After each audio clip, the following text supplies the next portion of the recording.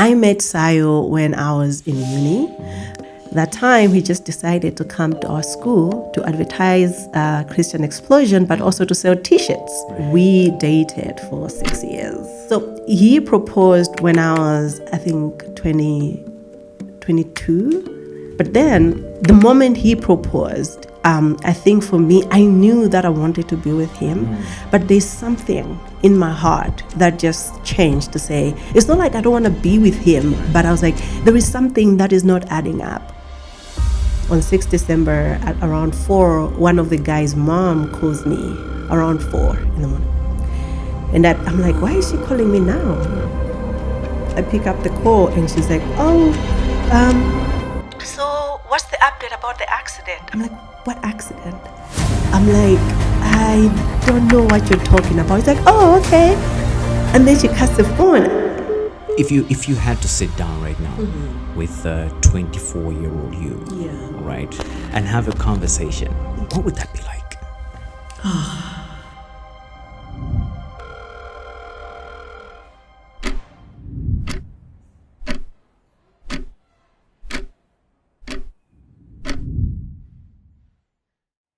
Anyway.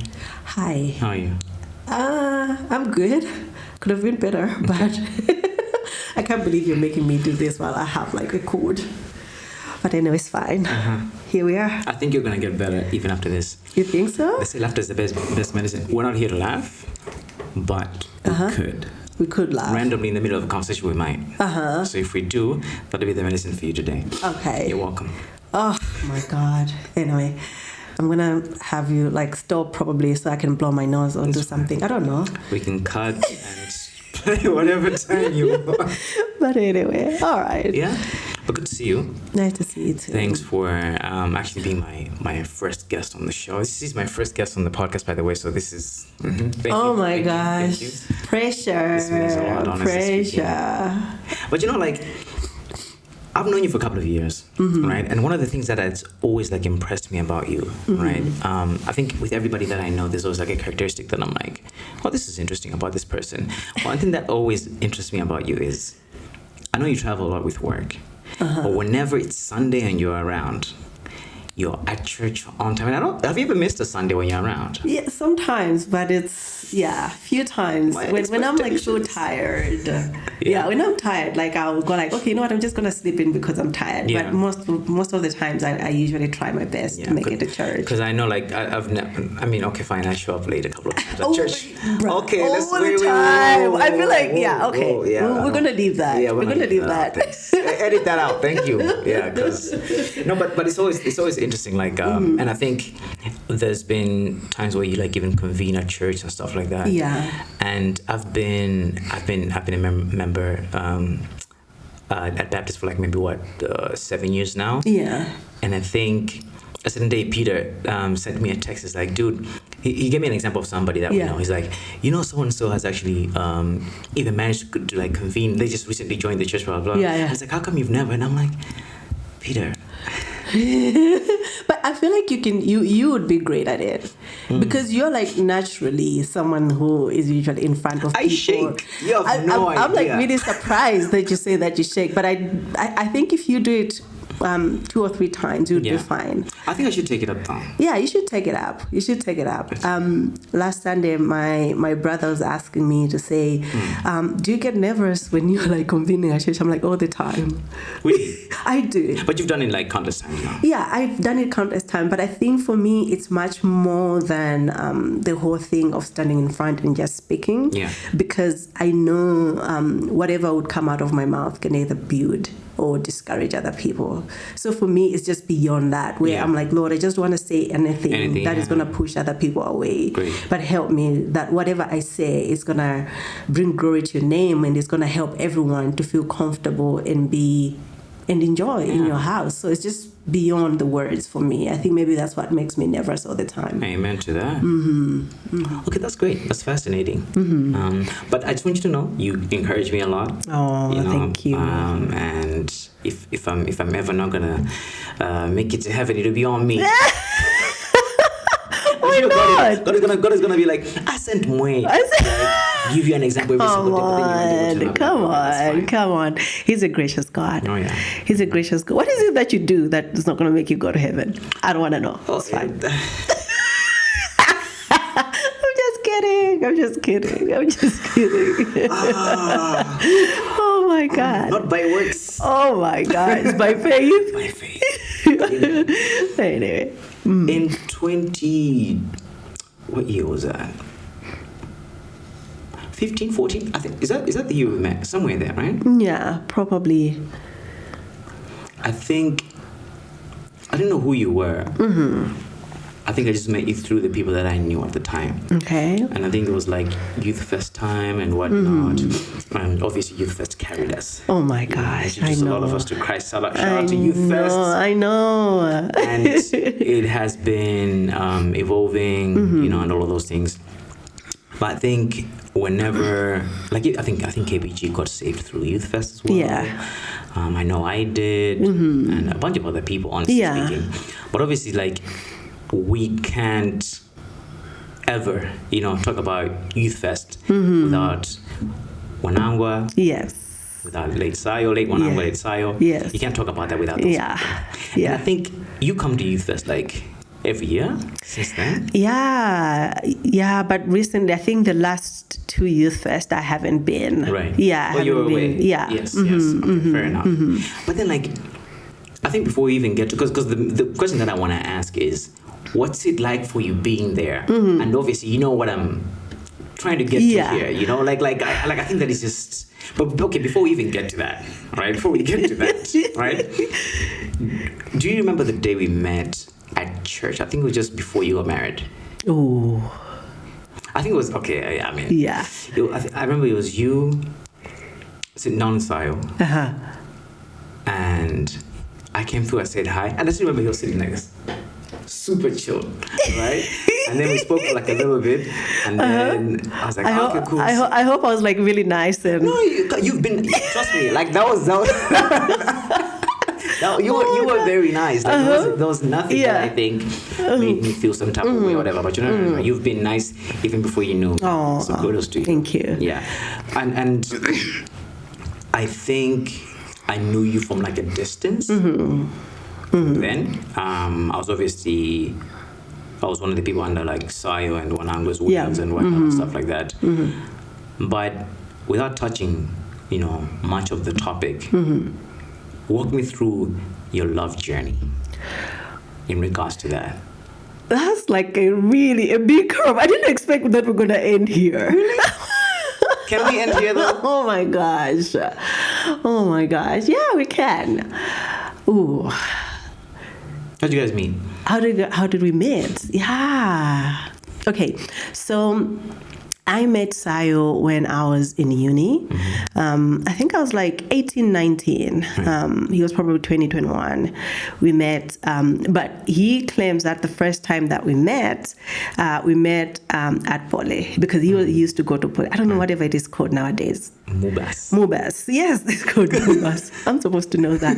I'm sorry, guys. No shade. But anyway, so I was with my cousin and my brother because after we finished Form 4, my uncle was like, you guys are just staying at home, so you need to start doing something. So we would go to Poly at their management center. Yeah. And we were taking classes there. So after, when I got selected to go to Chanko, during holidays, I would still go to finish my classes. Yeah. And then I met one of my friends from school who happened to be also one of his friends. Right. So we met there. Apparently we talked, we chatted, and it ended. I never even noticed him. But then after maybe a year since we had met, I just thought this guy came to our university. We used to have what we call Christian explosion. So Christian explosion for universities, everyone from all the universities in Malawi would all come together. All the Christians, it was non-denominational, and we'll all just have conference in a way. Yeah. So he was one of the organizers of Christian Explosion. And that time he just decided to come to our school to advertise Christian Explosion, but also to sell T-shirts. Right. But I think it was more than that, because He didn't say no shirts. No. Apparently he remembered to say, that time I met that girl with my friend. So he started asking his friend to say, hey, who is that girl? And the friend was like, no, don't even think about it, because, dude, at that time, I had just given my life to Christ. I was in second year uni. I had given my life to Christ maybe just before I came to uni. So I was like literally a teenager who was like on fire for Jesus. Nothing like really. And even at school, I was like, I'm not just gonna date anyone. So I know it was like really crazy. So his friend was like, no, there's no way you're gonna be able to get that girl. And he came over selling T-shirts and somehow convinced his friend to come to my hostel. Oh, man. And then, we met, we talked, and he's like, oh, can I take a picture of you? Because, we're going to do a website. And then, blah, blah, blah. I'm like, sure. I'm there posting. I don't know, nigga wanted to get my picture to show his friends. Can you imagine? And then, we started talking, gave him my number, started chatting. Really, I just didn't think that it was going to end like, no, I wasn't even into it. I was like, you know what, he's a guy from Polytechnic. So, but anyway. So, the rest is history. Wow. He happened to be my second boyfriend and also the guy I married. Wow. I am... Oh my gosh! Oh gosh! Oh, this is so beautiful. Oh, that's good. How long were you guys like dating? We dated for 6 years. Oh. Yeah. Yo. We dated long. I know. My dating history is looking. But okay. So to be fair, we started dating when I was like, that's what I'm saying, like 18, 19. Right. I was in my second year. Yeah. So you had time. Yeah. So by the time I was finishing, I was 2021. And I just like now finished school. I had to take some responsibilities, especially with my siblings, staying with my siblings. And also, I think the main thing was like, so he proposed when I was, I think, 22. Yeah, 23. Right. Because I remember he proposed on his birthday. But then, the moment he proposed, I think for me, I knew that I wanted to be with him. But there's something in my heart that just changed to say, it's not like I don't want to be with him, but I was like, there is something that is not adding up. Really? For me. So we kind of went through like a bit of some, I wouldn't call them problems, but we went through a period where I had to go through counseling because I think there was so much. His proposal kind of brought out a lot of fear in me, and a lot of things that I had to deal with.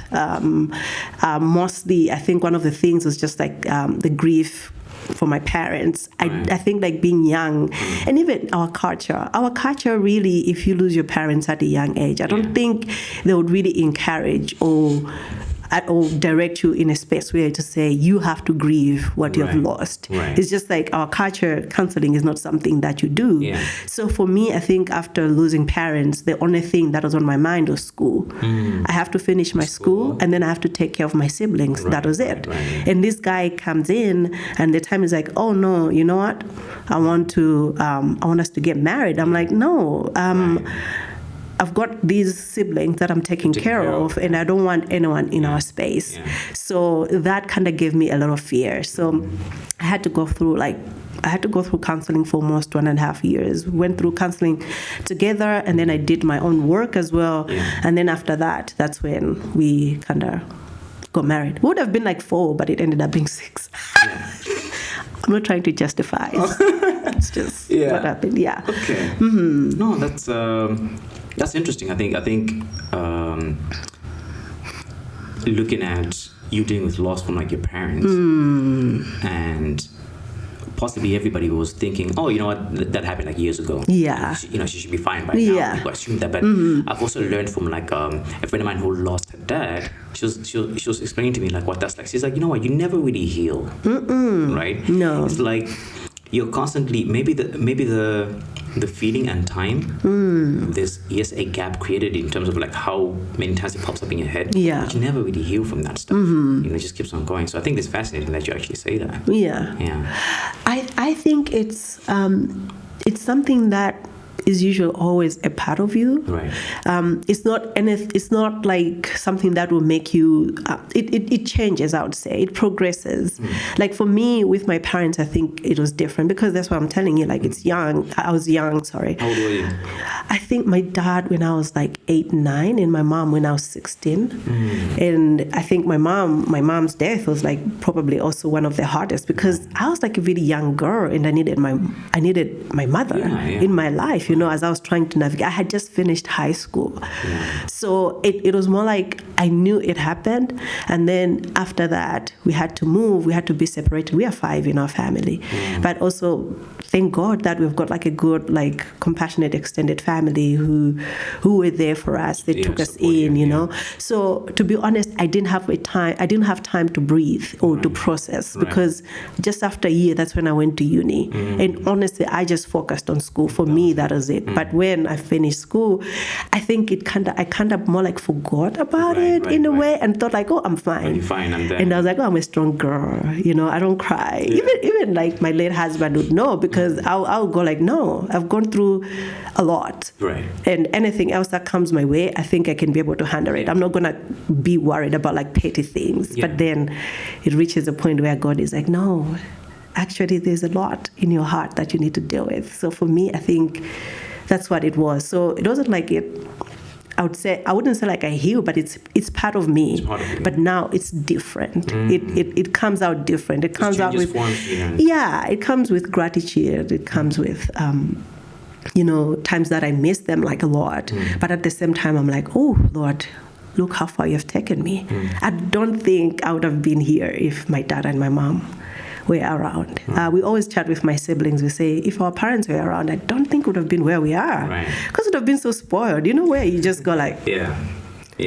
You know, but then with that, it kind of pushes you to grow and to be able to focus on what's important. So that's quite a lot. And I think I admire your strength, honestly speaking, because now that I know that part of your life, which I didn't know. I was just thinking to say, I don't think you and I have ever talked about this. No. We've never. This is crazy that I'm finding out more about you over this podcast. That's so funny. That's crazy. Yeah. That's crazy. But then now, oh man, now it just makes it even heavy for me to come on. Okay, so you go through the loss of your parents, both separate years, right? You meet this great guy. He proposes, and all of a sudden there's like your whole world, flipped upside down. Yeah. How long were you married for? We were married for 1.5 years. We got married in May 2012, and then the accident happened in December 2013. Okay, so you go through counseling, and now I guess you're like, okay, you know what, I'll marry this guy. Yeah. Right? Then you're convinced, like, okay, fine, you know what, I'll do it. And what was that moment like, let's say, leading up to the wedding even? I think to me that was a really beautiful and amazing time. Yeah. Because now, of course, even before we were married, when we were just dating, I had already built like a good relationship, especially with his family, especially his mom. Oh my gosh, his mom, like she was like a dear to me. Even when they were talking about the whole thing about Lobola, you know, that was like one of the things. I'm from Cheo, dude. All right. I'm from, and people. And I think I was even the first if not the first after my aunt, but in my generation, probably the first girl who had to go through the whole lobola thing. Like in my immediate family, I was the first one, and my family really did not know like how to navigate through that. They were like even like nervous to say, what is this culture, you know? But for me, I found confidence in knowing that I know these people. You know, I know him. He's a man who has got a good heart, and I don't think he would do anything to be mean to me just because they paid lobola. And I know his mom. His mom would always do anything to protect me. So when the family was trying to figure out the whole lobola thing, we had already set our wedding date, and we told everyone to say, okay, you figure out the lobola thing, but we are getting married on this day, you know? And I was like literally ready. But also, I think that was also the time that we see like mostly the grace of God, knowing that God, he's a God who provides. Because we were like, I didn't have like a job that would like support a wedding at Mount Sorge. Even him, like he was already working for Young Life, but he wasn't even being paid like so much. But we saw God providing each and every step. Like we had a support of people like within the country, even outside the country, who really, I would say, supported us in so many ways and made sure that we had like the best wedding that we could ever have. To be honest, I think for me, leading into even the wedding, my favorite part was like going through counseling together, you know, realizing the depth of marriage. With Sayo, to be honest, it wasn't like, to him, marriage wasn't a joke. He would always say like, everything else can be a mess, but one thing I know I'm going to provide for you was commitment. And he really meant it. And that kind of even gave me not to be even afraid, because I knew that if he's going to commit to me, he's going to commit even to my family. He's going to commit to my siblings. And so it was really nice. And the wedding day, you know, that's so funny, because the other day, so he recorded, people recorded like our video, like our bridal entrance at the reception. And he had put it on YouTube. It is on YouTube. Like the other day it popped up. I'm like, what? Because our anniversary was on 26th of May. That would be like our 13th anniversary. And then it popped up on my YouTube feed. I'm like, what is this? I was laughing. So for me, even looking at that, like I can tell you, I didn't even cry, but I realized it reminded me to say, I was loved, I was adored, I was appreciated. I was with a man who really would do anything for me, not like in a manipulative way, but that's how he was, you know, and it made me to be so thankful and grateful.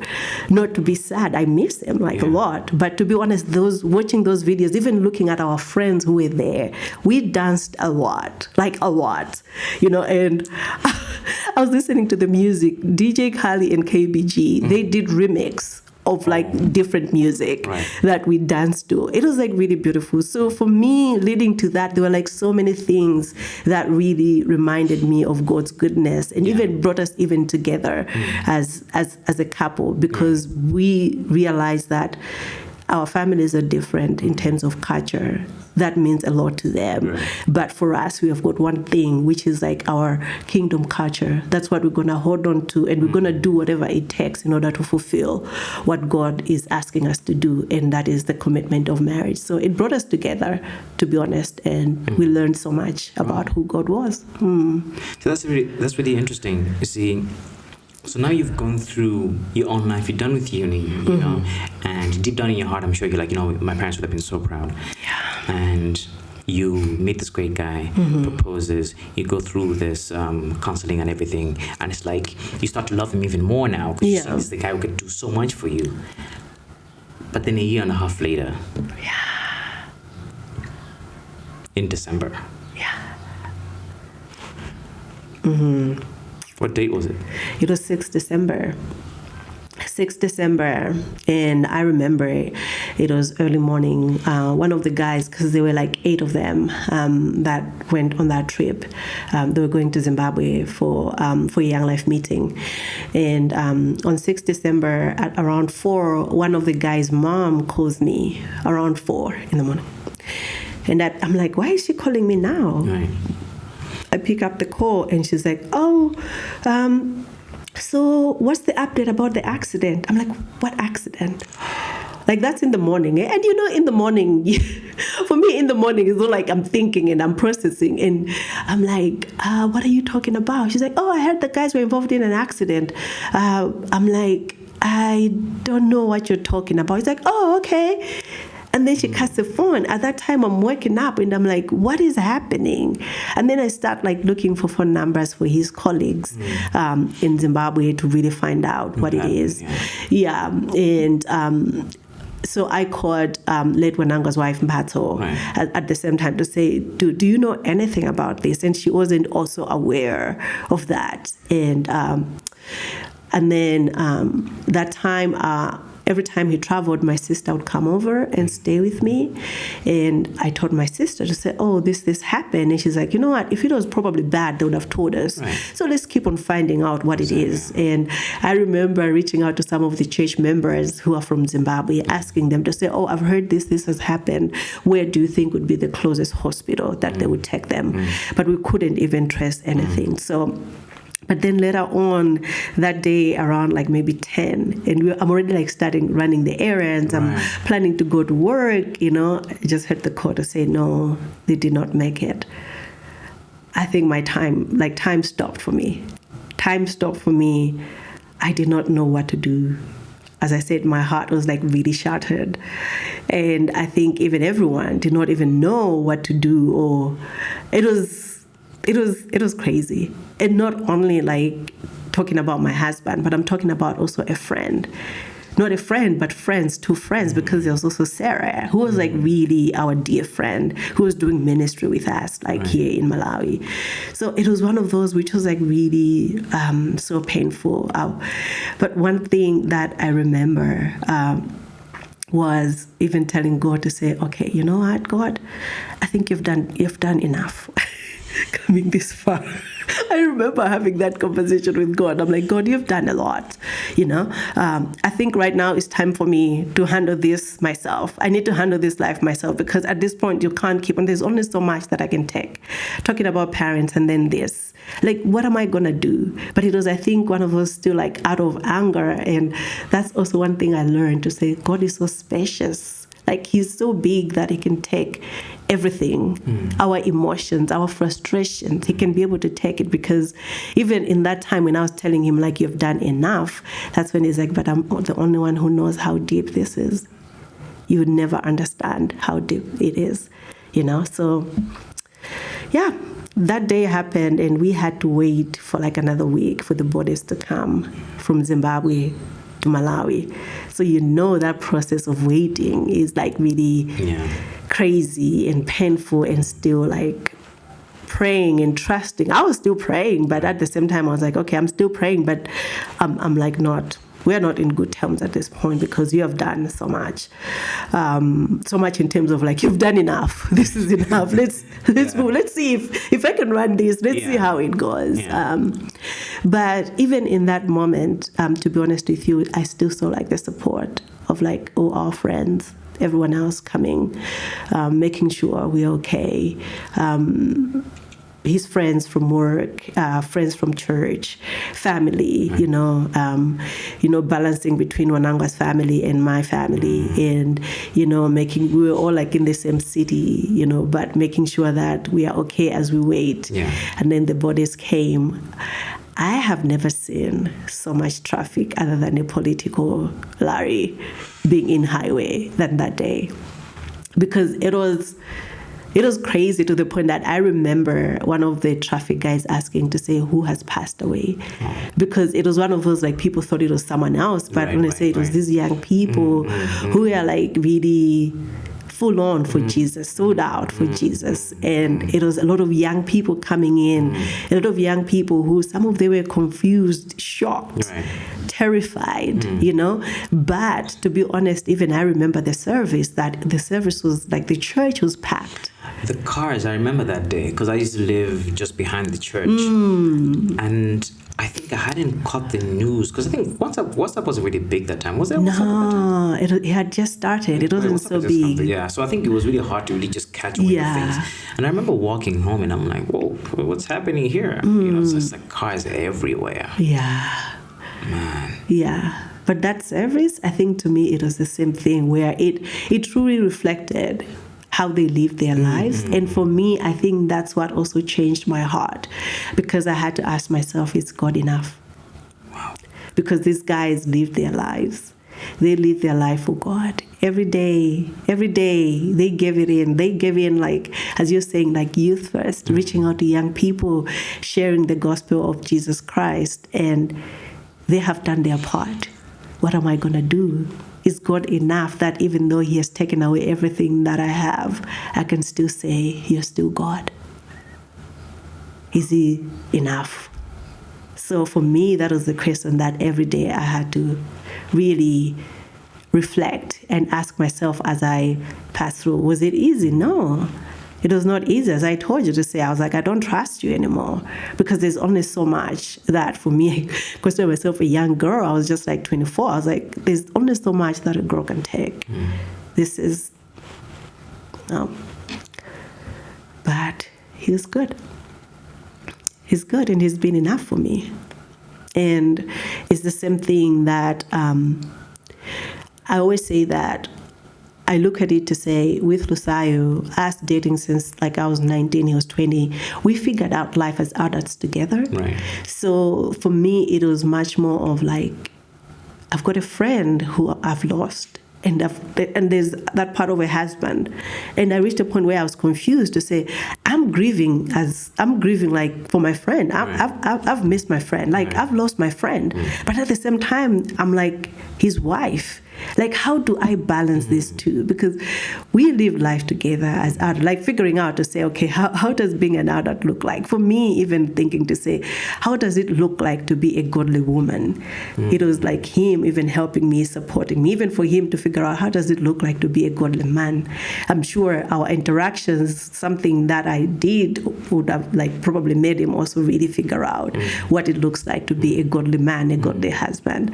So it was rough. It was rough now because I had to reach a point now of saying, who am I without this guy? Right. Who is Chimwemwe really without Lusayo? So, yeah. Wow. Wow. I think I'm lost for words now. I think, first of all, I want to thank you for the courage to even just share that with me, because I think I had to make a call before, like when I'm like, okay, I want to work on this podcast, whatever. But then the conversations that I want to have are conversations that will truly be fairly rare, but also enough to penetrate somebody's soul. If I know that's like even the right way to put it, because I feel like there's so much experience that people have in their lives, right? You've experienced different things, I've experienced different things, but I feel like I often find peace when I find that there's some sort of relatability, like when someone else, like someone is like, oh, they've gone through this before, I had no clue, so I just felt. And I hope that anybody who unfortunately might have to experience something like that, maybe get to watch this, and hopefully, I know as painful as it can be, maybe there could be one or two things that they'll be like, oh, okay. So I'm not the only one who's feeling like, God, how could you? I'm not the only one who's feeling this way. But then at the end of the day, to sort of journey and get to this point where you're still a committed and devoted Christian, despite of what you feel, God has done to you. I think that's just insane. I don't even want to... let me not even say that. I've gone through a couple of things in my life that have made me go like, God, how could you? You know, and I've lost my mind over, smaller petty issues. And I think the courage is just enormous for you to say, you went through that, and then I'm seeing you like committed to church every day. You're doing this, you're doing that. I'm like, God, you better bless this girl. You better bless this girl every day, because you don't put her through some things. Oh my God. But then you are still ministering, you know, that's your full-time job, right? Yeah, It's still ministry. Job. It's no, honestly, on behalf of the many people that would be clapping at home when they're watching this, I would say thank you so much. It's amazing. Oh, it's amazing. And then, like, to sort of wrap up our conversation, what if you had to sit down right now with a 24-year-old you, right, and have a conversation, let's say just right after this thing has actually happened, right, what would that conversation be like? To be honest, I think I would have a lot to say on that one, but in short, I think I would tell her that you'll be fine. You'll be fine because God is enough, and He is gracious, and He is a God who keeps His promises. I would tell her that, you know, the same God who took care of you when you lost your dad, when you lost your mom, and you are where you are, it is the same God who is going to take care of you. I would tell her that, you know what, your heart is torn apart. There is so much pain inside you, and your wound is deeper. I remember even one of the times, like my conversations with God. I would have, like, that time I'd have conversations with God, like I'm talking to someone else who is like right in front. And I remember telling God to say, God, this is so painful. And He told me to say, yeah, I know. And I know the emotional pain is like way painful than the pain that you can see even on your hand, because that one you know how to deal with it. But emotional pain you don't know, and it's deep, and I'm the only one who can be able to reach there. So I would tell her that, you know what, God knows how deep your pain is, and He is faithful enough to gently and lovingly and compassionately heal you and hold you closer to Himself. And I will remind her that restoration is more than you being married again or getting a husband, but restoration was already done on the cross. That's what Jesus did. He already restored everything. And that's one of the things that keeps on getting me going, because you know how everyone goes like, oh, you know what, God is going to replace you. You're still young. You know, you're going to find someone else. You know, that's what everyone will tell you. Even if you ask people who have like lost, they will tell you that. They say, you're going to be fine. You know, you're still young. You're going to find someone else. But as time passes by, you're still waiting to say, God, where is my restoration? Until God tells me, no, I already restored everything on the cross. So I would tell her to say, you know what? Restoration is beyond what you think God is going to do, because He can do exceedingly beyond what you can ever imagine, and that is what He already did on the cross. So I'll tell her that, you know what, the cross is powerful, and the power of the cross is powerful, and is what is going to walk you through each and every day. I'll tell her to be still and know that He is God. I think that's what I'll tell her.